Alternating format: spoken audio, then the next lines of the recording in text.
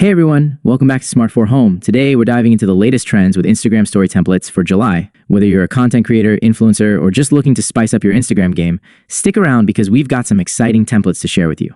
Let's get started. Step 1. Accessing the templates. First things first, head over to your favorite design platform or website where you can find these July dump templates. These are often free and super easy to download. Step 2. Customizing your story. Once you've downloaded your template, open it up in your preferred editing software or directly on Instagram if it supports direct upload. Customize the colors, fonts, and text to match your personal style or brand. Step 3. Adding personal touches. Don't forget to add your own personal touches. This could include your logo, brand colors, or specific messages you want to convey to your audience. Step 4. Uploading to Instagram.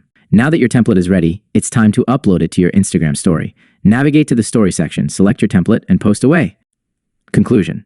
And there you have it.